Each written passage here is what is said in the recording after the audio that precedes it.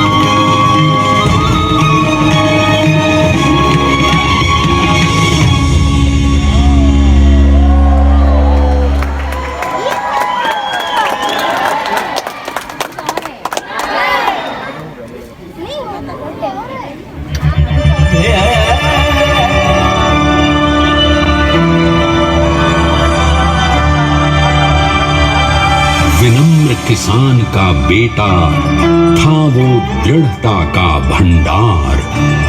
वल्लभ भाई पटेल नाम कहलाता था सरदार।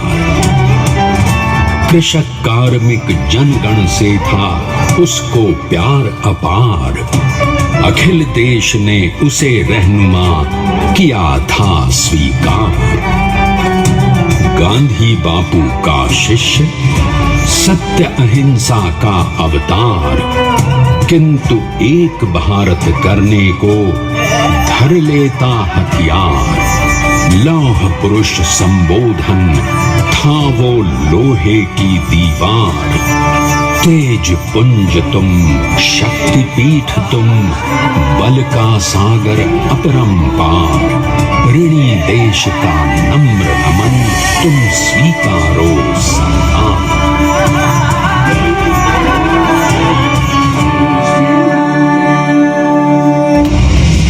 1857 में अंग्रेजों को ललकारने वाले पहले स्वतंत्रता संग्राम के एक सक्रिय सिपाही थे झवेर भाई पटेल। करमसद गांव के इस बहादुर देशभक्त किसान और उनकी पत्नी लाडबाई के 5 बेटों और 1 बेटी में से चौथे पुत्र थे वल्लभ भाई। बालक वल्लभ ने करमसद के बाद नडियाद से अपनी हाई स्कूल की शिक्षा पूरी की। फिर 13 साल की उम्र में उनकी शादी भी हो गई छोटी सी झवेरबाई से। 2 बच्चों, बेटी मणिबेन और बेटे डाया भाई को जन्म देने के बाद झवेरबाई असमय ही चल बसी। सदी बदलने और 20वीं सदी आने पर उनका जीवन भी एक चमत्कार की तरह बदला। प्लीडर का इम्तिहान पास करके वो वकालत करने लगे। पहले गोधरा, फिर आणंद और उसके बाद अहमदाबाद में। मगर जल्द ही वकालत छोड़कर वो बैरिस्टर बनने की इच्छा से इंग्लैंड चले गए। लंदन में बैरिस्ट्री में अव्वल आने और वजीफा जीतने वाले वो अनोखे भारतीय थे। अब तो अहमदाबाद की वरिष्ठ अदालत में बैरिस्टर पटेल की जिरह और जीतों की धूम मच गई।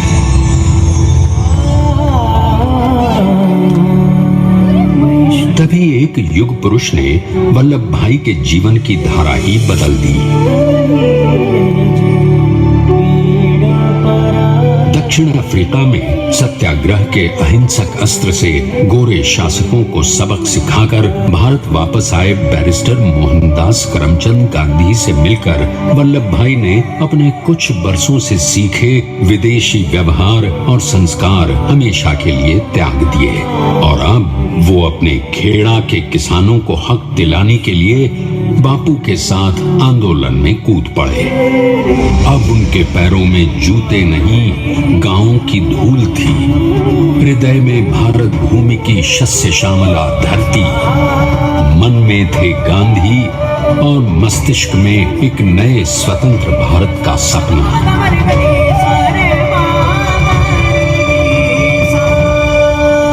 तभी बारडोली के मजबूर मजलूम किसानों की यातना का समाचार उनके पास पहुंचा।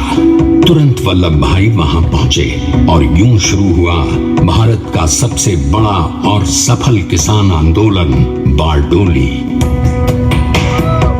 वल्लभ भाई ने बारडोली के 87,000 किसानों को ऐसा अटल अडिग अचल मनोबल दिया कि अंग्रेजी सरकार हिल गई और 1 बरस के बाद उनका लगान माफ कर दिया गया। अब तो पूरे देश में लोग वल्लभ भाई के नाम की कस्में खाने लगे।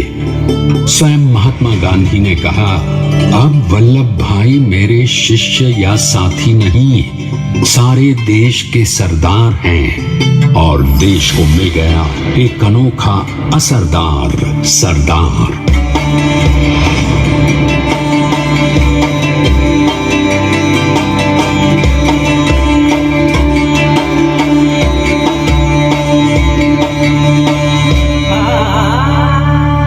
सरदार पटेल के नाम और देशभक्ति से अंग्रेज डर कर कांपने लगे। 1930 के नमक सत्याग्रह और दांडी कूच में वो बापू से भी पहले गिरफ्तार किए गए। तो सन 1932 में फिर उन्हें बापू के साथ ही जेल में 2 सालों के लिए डाल दिया गया। मगर आजादी के दीवानों को, स्वतंत्रता के परवानों को कौन गिरफ्तार कर पाया है? जेल से छूटते ही सरदार को कांग्रेस के नए राष्ट्राध्यक्ष पद पर चुना गया और उनकी सरपरस्ती में राष्ट्रवादी भारतीयों ने तमाम ब्रिटिश सूबों में जीत हासिल कर वहां अपनी स्थानिक सरकारें बनाई। किंतु सरदार का सपना केवल सरकार बनाना नहीं था। उनका स्वप्न तो था एक ऐसे नए भारत का जहां हर रंग, हर रूप, हर जात, मजहब, तबके का हिंदुस्तानी एक साथ मिलकर एक ऐसा नया भारत बना सके जहां पूर्ण स्वराज के साथ सारे जेल में ठूंस दिया गया। 2 सालों के बाद अंग्रेजों को बापू के सभी शिष्यों और साथियों को छोड़ना पड़ा।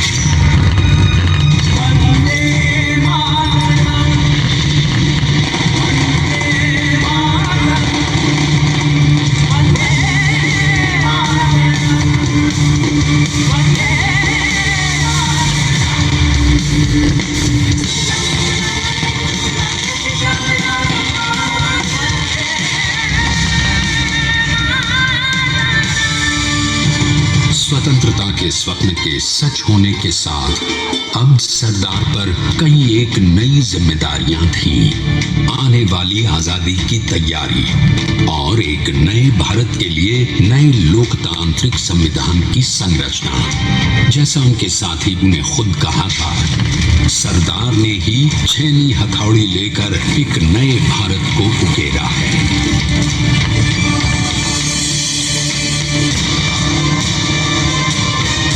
स्वाधीनता तो प्राप्त हुई, लेकिन खंडित भारत में भी उठते विभाजनवादी अंधकार को अभी दूर करना था। जब देश के खंड खंड होने का भय उत्पन्न होने लगा तो सरदार ने निर्भय होकर खुद अपनी केंद्र सरकार और साथियों को भी चुनौती दे डाली और जम्मू कश्मीर को बचाने के लिए सारे देश का आकाश वायुयानों से भर गया।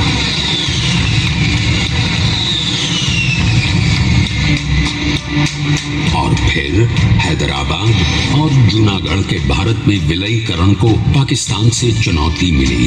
सरदार चाहते थे कि देश की 1 इंच धरती अब और विभाजित नहीं होनी चाहिए। नए भारत को एक करने के लिए समझा बुझाकर मना कर 565 रियासतों को सरदार ने अपनी सूझबूझ सदाशयिता संबल से एक नए स्वतंत्र भारत का अभिन्न अंग बना लिया।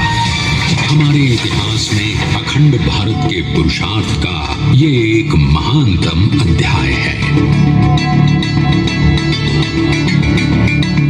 जैसा उन्होंने स्वयं कहा था, हमें नए धागों को पुराने ताने बाने में ऐसे पिरोना है कि एक दूसरे में गुंथ जाएं और बेहतरीन बनावट वाला एक नया भारत उभर कर सामने आ सके। अंततः अपने वज्र दृढ़ संकल्प से एक नया विराट विशाल एक भारत श्रेष्ठ भारत बनाकर दिखा ही दिया सरदार ने। संसार के सबसे बड़े प्रजातंत्र के शिल्पी को प्रणाम करने के लिए देश ने बनाया है ये समर्थ स्मारक। स्वाधीन भारत को समर्थ भारत में बदलने वाले सरदार पटेल को समर्पित प्रेरणा तीर्थ भी है। प्रधानमंत्री श्री नरेंद्र मोदी के नेतृत्व में बनी विश्व की इस विशालतम प्रतिमा के सामने आकर सारी दुनिया जैसे स्वयं ही नतमस्तक हो जाती है।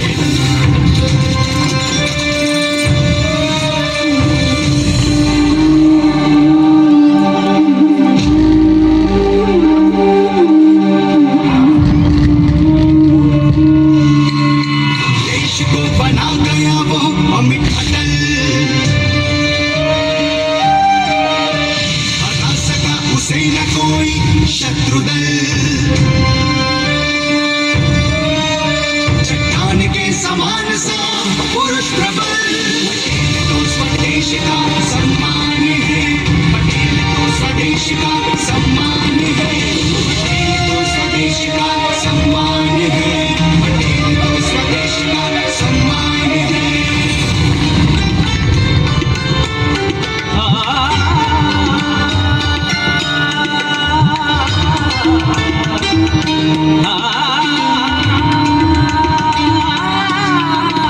ऊंचाइयां आकाश को छुए हुए,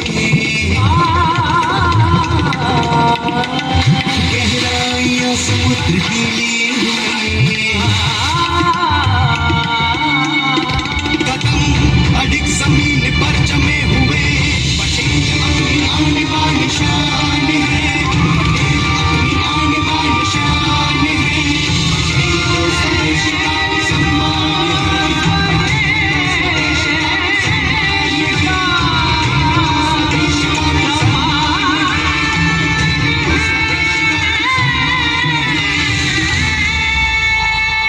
आइए अब देखते हैं कि अपने लौह पुरुष को श्रद्धांजलि देती 182 मीटर ऊंची विश्व की सबसे विशालकाय प्रतिमा का निर्माण कैसे हुआ।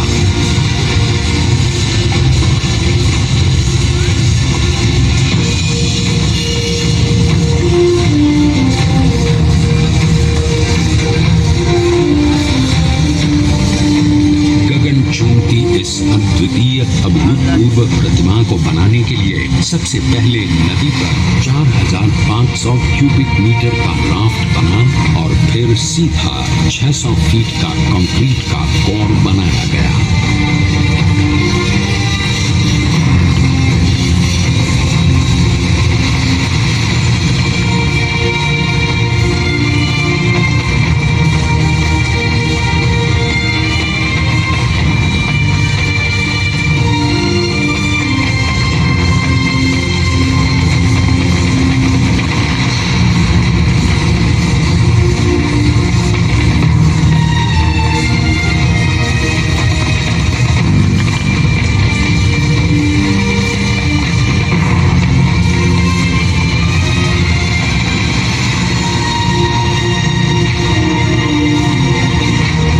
इस कंक्रीट कोर के साथ लगाया गया स्टील का फ्रेमवर्क।